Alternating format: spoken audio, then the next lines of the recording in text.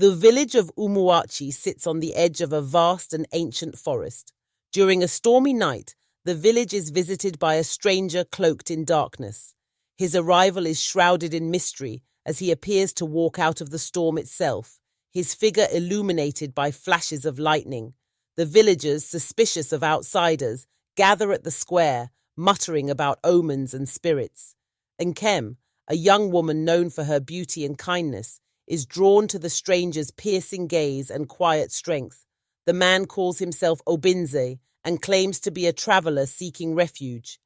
His voice is deep and calm, with a tone that silences the whispers. The village elders reluctantly grant him shelter, but warn Nkem to stay away, suspecting he is not entirely human. That night, Obinze approaches Nkem under the baobab tree, where she often goes to pray. Their conversation is magnetic, and Nkem finds herself captivated by his mysterious charm. Against the elders' warnings and her mother's pleas, Nkem agrees to marry Obinze after a whirlwind courtship. The village begins to gossip, but Nkem dismisses their fears, believing love will conquer all. Months later, strange events unfold. Nkem's pregnancy is unusually easy, and she feels no pain, even during labor. When Amara is born, the midwives are stunned. The baby's dark, unnervingly deep eyes seem to watch everything. Her cry is not like any they've heard before. It is piercing, almost like a wail of sorrow. The midwives whisper among themselves, calling the child a spirit child. Nkem silences them and cradles her daughter, but deep down, she feels uneasy. That night, a flock of owls gathers on the roof of her hut, their eerie hoots sending shivers through the village. The elders declare that the child is a bad omen, but Nkem defends her baby fiercely. Obinze, who had grown distant during the pregnancy, disappears shortly after the birth. Nkem searches the village and surrounding forests for him, but he is nowhere to be found.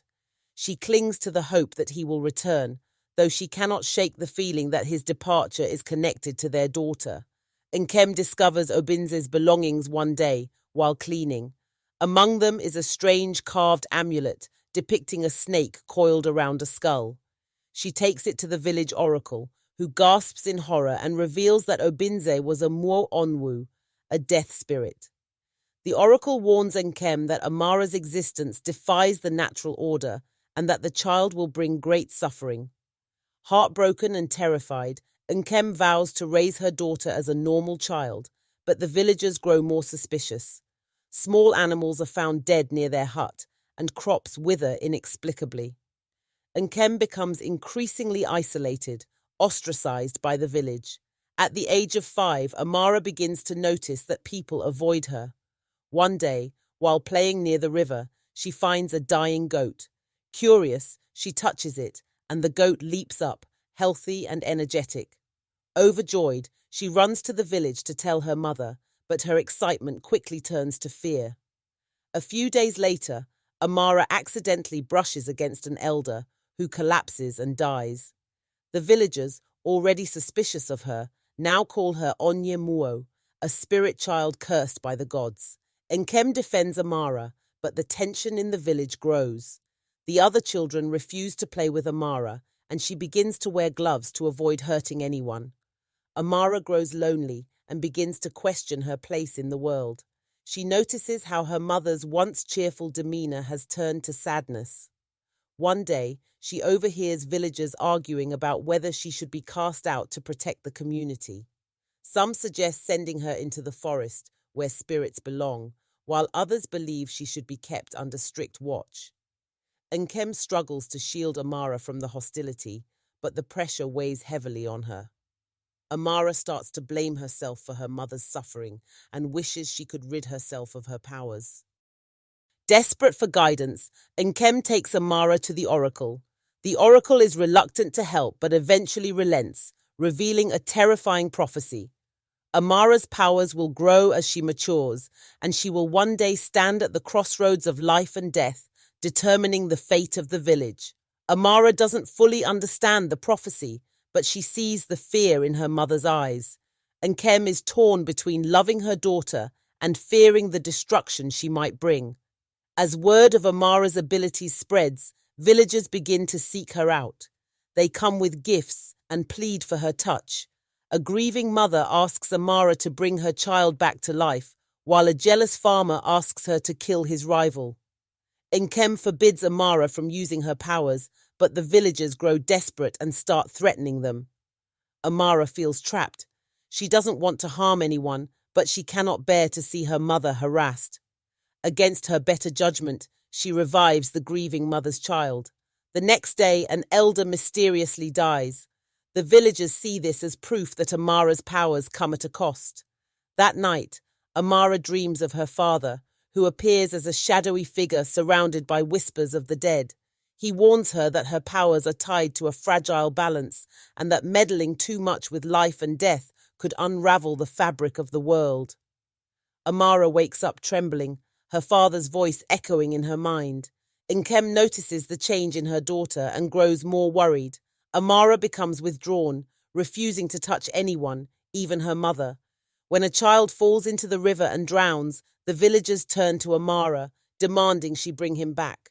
Nkem pleads with them to leave Amara alone, but they refuse. Reluctantly, Amara touches the child, and he comes back to life. That same night, the eldest villager dies in his sleep. The villagers gather at the square, furious and terrified. They accuse Amara of upsetting the balance of life and death. Nkem begs for forgiveness, but the villagers declare Amara cursed and begin plotting to banish her. Fearing for their lives, Nkem and Amara flee into the forbidden forest. Here the trees seem alive and whispers echo through the air. Amara is drawn to a glowing clearing where she encounters ancestral spirits. They tell her that she is neither fully human nor spirit and that her powers are a gift and a curse. The spirits teach her about the delicate balance of life and death and warn her against allowing others to manipulate her gift. Amara is filled with both hope and dread, knowing her path will only grow more difficult. When Nkem and Amara return to the village, they find the atmosphere tense and hostile. The villagers view Amara's absence as a sign of her guilt. While some secretly admire her powers, most fear what they do not understand. People begin to avoid Nkem's hut, and no one speaks to them directly. Nkem tries to maintain a brave face, but her isolation weighs heavily on her. One day, the village chief summons Amara to heal his wife, who is gravely ill. Nkem begs him to let Amara be, but the chief threatens to exile them both if they refuse. Amara reluctantly agrees and heals the woman. That night, another villager falls mysteriously ill. The whispers grow louder. Every life she saves will cost another. News of Amara's abilities spreads beyond the village. A warlord from the neighboring region, Oba Izodo, arrives with his soldiers, demanding that Amara bring his fallen warriors back to life. He offers gifts of gold and protection, but when Nkem and the village elders refuse, his charm turns to menace. He gives the village 3 days to reconsider, threatening to destroy them if Amara does not comply. Amara feels torn. She wants to help her mother and the village, but fears the consequences of her powers. Nkem warns her to stay away from the warlord, but the villagers, desperate to avoid conflict, begin pressuring her to submit. Uzo, Amara's only friend, urges her to leave the village and escape the warlord's grasp. In the dead of night, Nkem takes Amara to a hidden shrine deep in the forest, where she begs the gods to take away her daughter's powers. Amara overhears her mother's prayer and is heartbroken. For the first time, she questions whether her mother truly loves her or only sees her as a burden. While returning home, they are ambushed by the warlord's men who attempt to capture Amara. Nkem fights back fiercely, injuring one of the soldiers, but they are outnumbered. Just as all seems lost, Amara's powers erupt uncontrollably. Her touch kills 2 of the soldiers and revives another. The surviving soldiers flee, terrified of her abilities. The warlord's attack causes a rift in the village. Some see Amara as a savior, believing her powers can protect them, while others see her as a curse that will bring more trouble. The elders convene to decide her fate. During the meeting, a few villagers suggest handing her over to the warlord to save themselves. Uzo defends her passionately, calling out the villagers for their hypocrisy. Amara, listening from the shadows, realizes that she can no longer trust the people she grew up with. She decides that staying in the village is no longer safe for her or her mother. That night, Amara dreams of her father again. This time, his form is more shadowy and menacing. He warns her that her powers are growing beyond her control. He tells her that she is a bridge between life and death and that she must embrace her destiny or risk chaos. Amara questions her father about his abandonment, but he offers no answers. Instead, he cryptically tells her that the warlord is not her true enemy, that her real test lies far beyond the village. The warlord returns with his full army, ready to burn the village if Amara does not surrender. Desperate, Nkem pleads with the elders to fight back, but they lack the weapons or strength to resist. In secret, Uzo approaches a neighboring village known for its fierce warriors and convinces them to help. However, their leader agrees on one condition. Amara must use her powers to ensure their victory in battle. Amara reluctantly agrees. The villagers prepare for war, but Nkem worries that Amara is being pushed further into darkness. The warlord's army attacks at dawn, setting fire to the fields and surrounding the village. Amara, though terrified, steps forward. She touches the ground, and vines sprout, entangling the soldiers. With her powers, she heals the wounded villagers and weakens the enemy forces, turning the tide of battle. However, her actions come at a cost. As the warlord falls, several villagers die mysteriously, their lives seemingly taken as payment for the victory. Amara collapses from exhaustion, and the villagers begin to fear her more than ever. Amara awakens in the forest, where she is visited by a lioness, a spirit guide sent by the ancestors. The lioness tells Amara that she has disrupted the balance of life and death too many times. The spirits are restless, and the natural order is crumbling. The lioness reveals that Amara's powers come from an ancient covenant between her father and the gods. To understand her destiny, she must journey to the mythical Valley of Echoes, where all truths are revealed. Amara and Uzo stood at the edge of the village at dawn, their silhouettes etched against the rising sun. The villagers avoided eye contact as they passed, their whispers heavy with judgment and fear. Only Nkem stood at the gate, her face a mixture of pride, worry, and regret. She hugged Amara tightly, whispering, "You are stronger than you think, my child. Return to me." With a heavy heart, she watched them disappear into the horizon. The desert was their first trial, a seemingly endless expanse of golden dunes shimmering under the scorching sun. Each step sank into the sand, draining their energy as the heat bore down on them.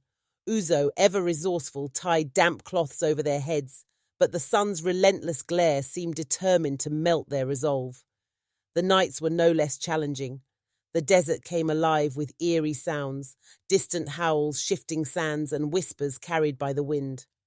One night, as they rested under a lone acacia tree, Amara dreamed of a serpent slithering through the stars. She woke abruptly, her hands glowing faintly. "What's wrong?" Uzo whispered, his eyes scanning the horizon. "Something is watching us," she replied. Moments later, shadows moved in the distance. A group of figures emerged, desert nomads. Their faces were veiled and their eyes glinted with suspicion. One stepped forward, his spear pointed at Uzo. "What brings strangers to the dunes?" the leader demanded. Uzo raised his hands in peace. "We mean no harm. We are on a journey to the Valley of Echoes." The nomads exchanged glances. "The valley is cursed," the leader said. "Turn back, or you will not leave the desert alive." Amara stepped forward, her voice firm despite her fear. "We cannot turn back." After a tense silence, the leader nodded. "Then follow us, but tread carefully. This land does not forgive." The nomads guided them to an oasis, providing water and advice. "Beware the cursed swamp," the leader warned before disappearing into the night. The swamp was a stark contrast to the desert, a wet, suffocating maze of decay and darkness. The air reeked of rotting vegetation, and the ground squelched beneath their feet. Twisted trees loomed over them, their branches like skeletal fingers reaching for the sky. Amara and Uzo moved cautiously, stepping on patches of solid ground. As they ventured deeper, ghostly lights flickered in the distance. They followed the glow, hoping for guidance, but the lights led them in circles. "It's a trap," Uzo said, gripping his staff tightly. The air grew colder, and whispers surrounded them. Amara felt a chill run down her spine. "They're spirits," she said. "Lost souls." A figure emerged from the mist, a woman in tattered robes, her eyes hollow and lifeless. "Help me," she whispered, reaching out to Amara. But as Amara hesitated, the woman's face twisted into a grotesque mask, her voice turning into a guttural growl. Uzo swung his staff, shattering the illusion, but more figures appeared, their forms flickering like shadows. Amara closed her eyes, focusing on the warmth in her hands. When she opened them, a burst of light emanated from her palms, dispelling the spirits. The swamp fell silent. They hurried through the murky waters, finally emerging on the other side as the first light of dawn broke through the mist. "The spirits will haunt us no longer," Amara said, her voice steady but her heart racing. The mountains were a realm of wonder and peril. Jagged peaks stretched into the clouds, and the air shimmered with an unearthly glow. The path was narrow and treacherous, with cliffs dropping into endless voids. As they climbed higher, Amara noticed the air growing thick and alive. "Do you feel that?" she asked. Uzo nodded. "It's like the air is breathing." The mountain tested their resolve. Rocks shifted under their feet, and strange winds pushed against them, almost as if the mountain itself wanted them to turn back.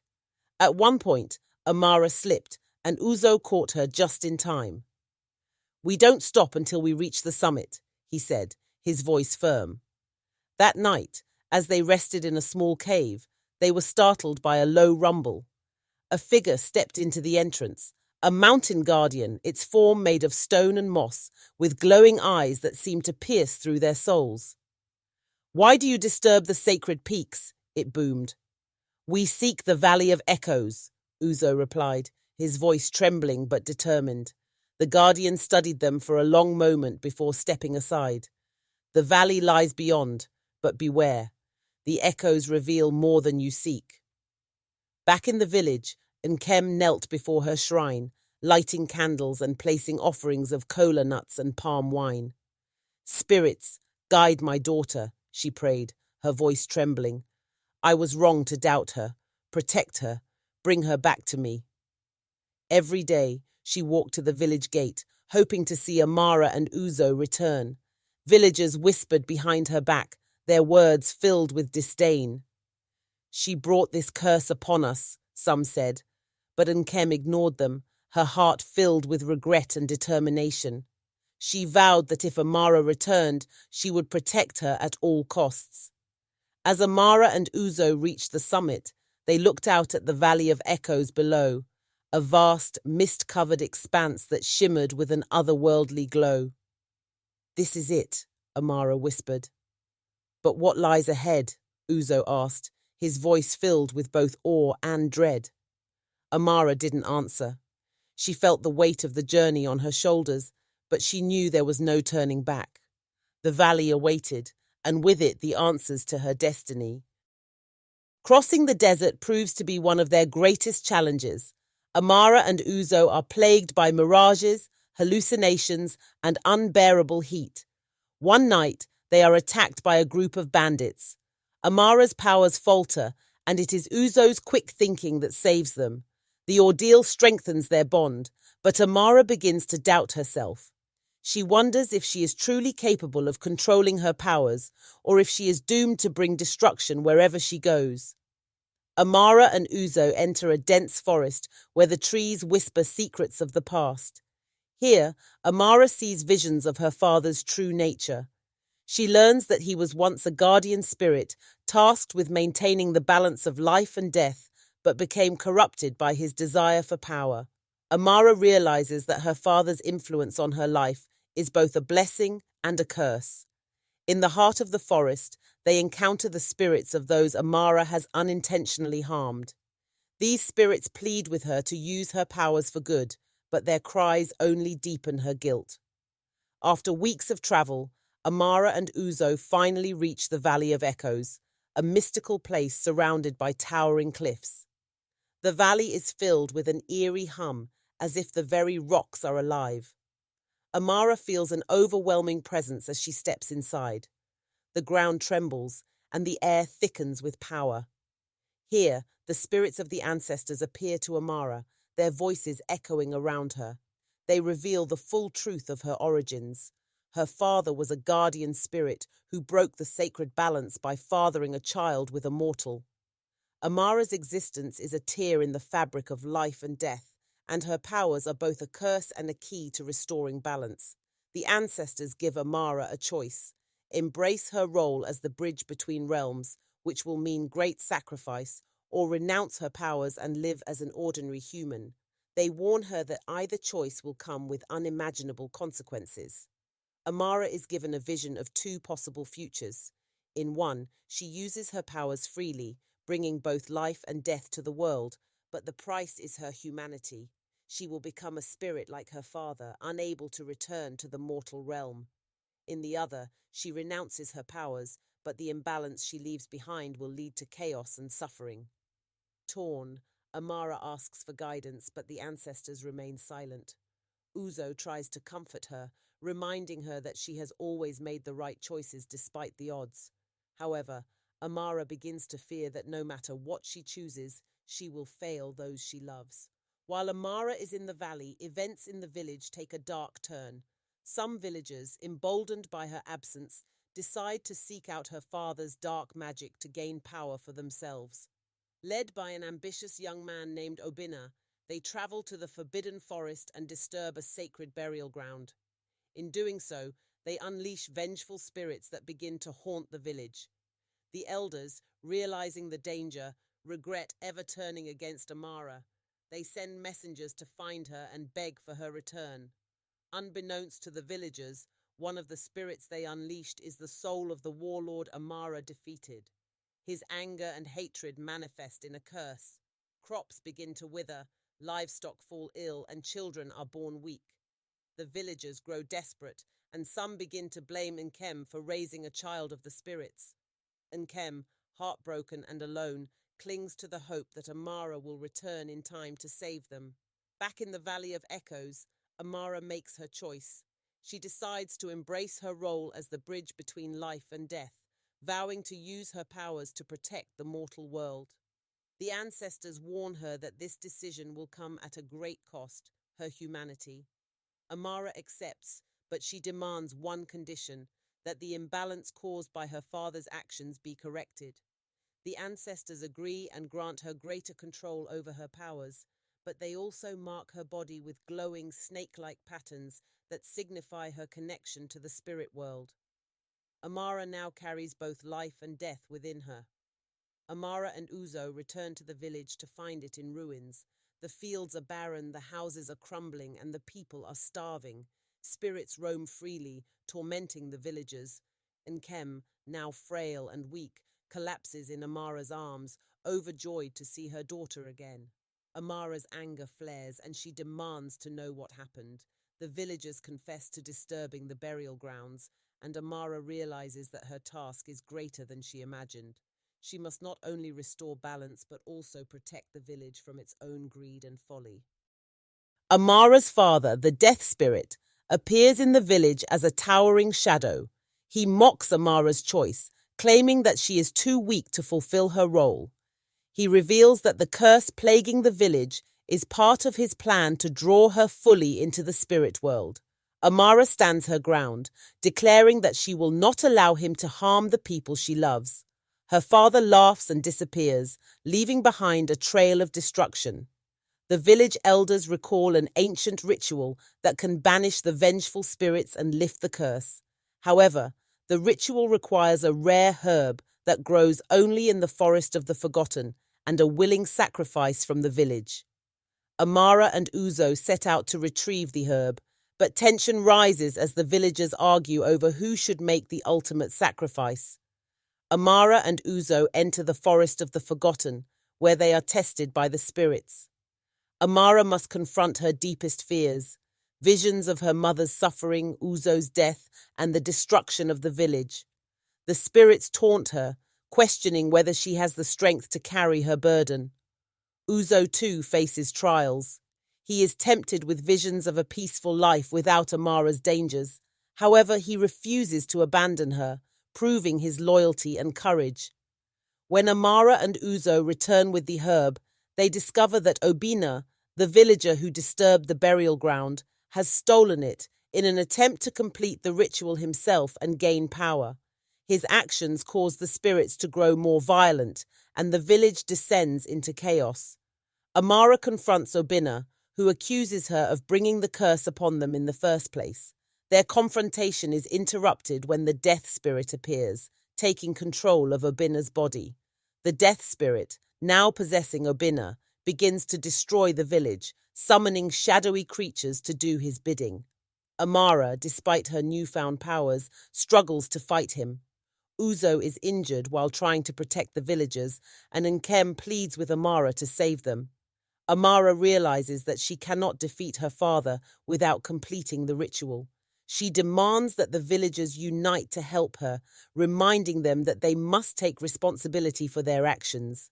The villagers gather to complete the ritual, but the spirits demand a life as payment. Uzo steps forward, offering himself as the sacrifice. Amara is devastated, but Uzo tells her that his life is a small price to pay for the balance of the world. Before the ritual is completed, the death spirit appears, enraged.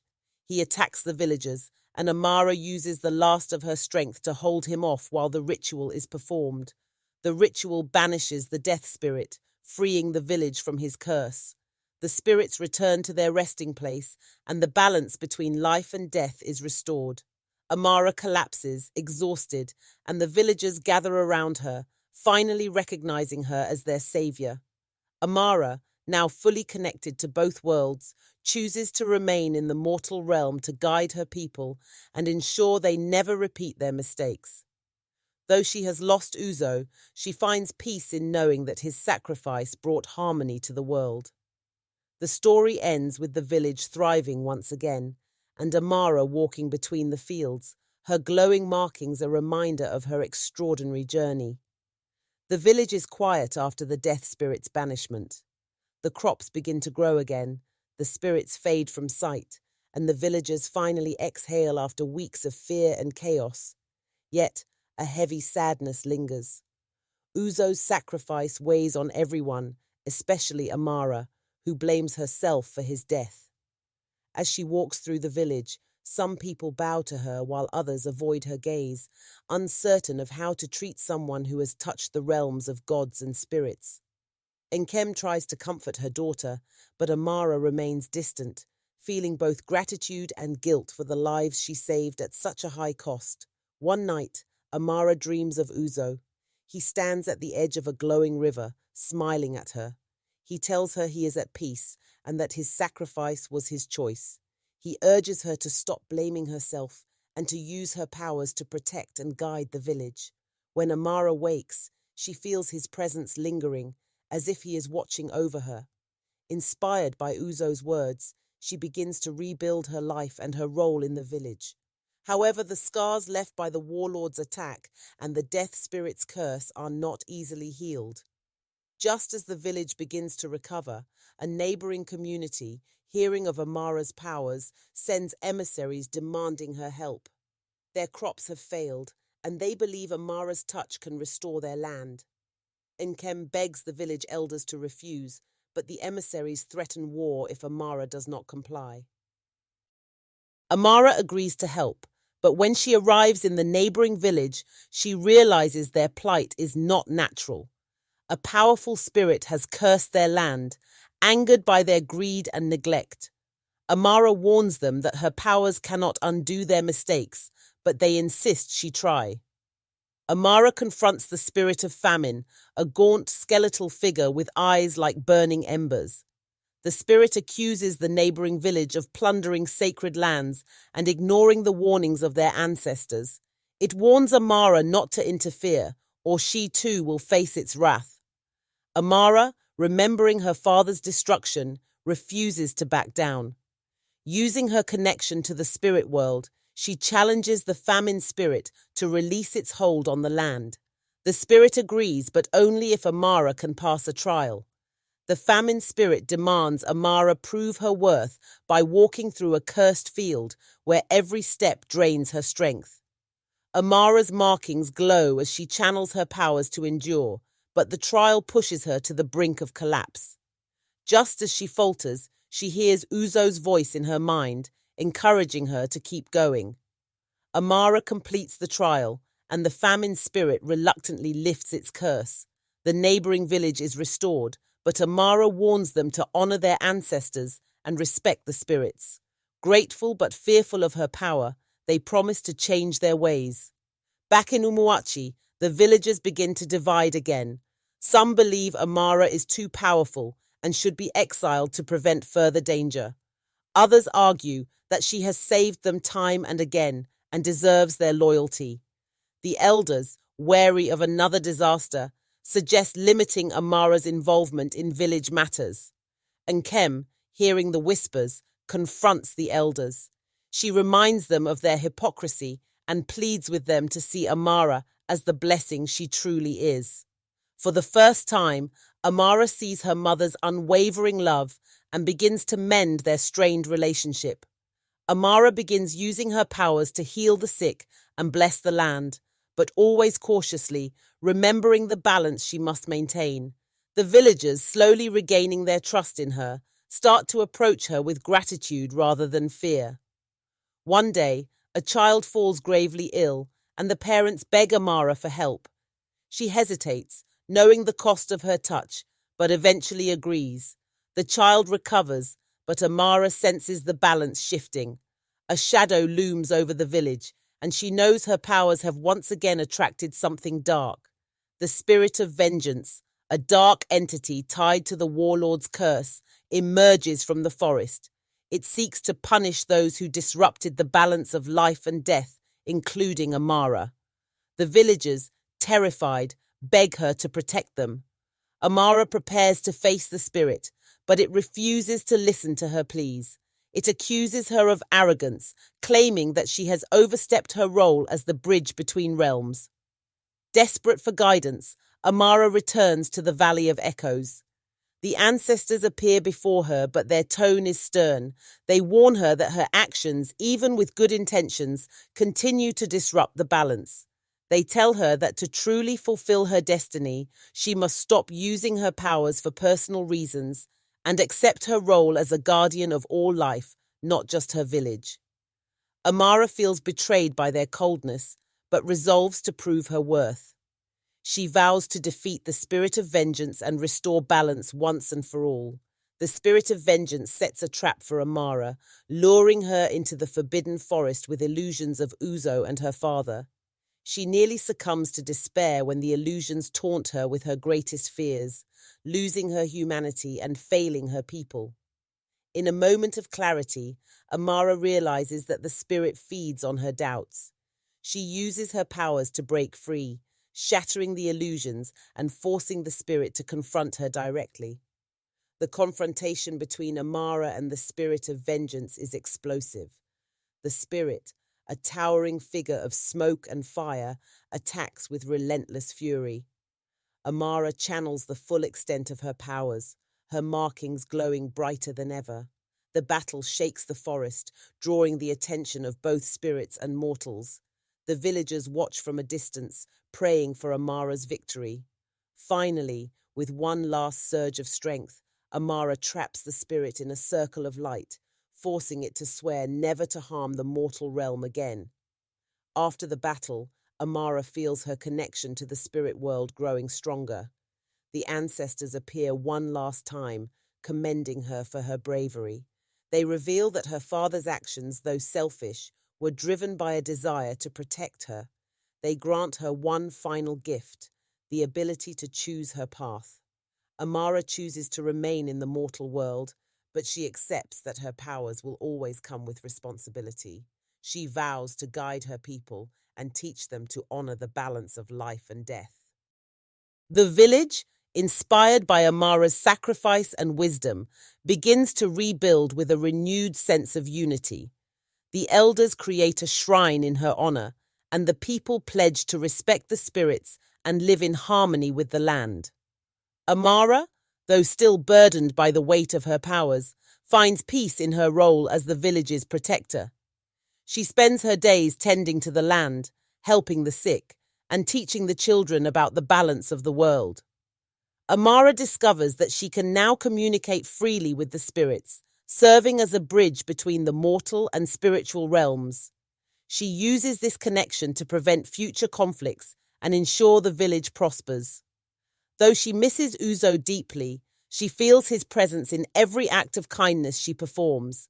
She knows he would be proud of her. Years pass, and Amara's legend grows. Stories of the girl born to a death spirit spread across the land, inspiring both awe and respect. Amara herself grows into a wise and compassionate leader, beloved by her people. One evening, as the sun sets over the village, Amara looks out at the fields, her markings glowing faintly in the twilight. She feels a sense of fulfillment, knowing she has embraced her destiny and brought balance to the world. Her journey, though fraught with pain and sacrifice, has made her a true daughter of both life and death, a bridge between two worlds, and a beacon of hope for her people. The end.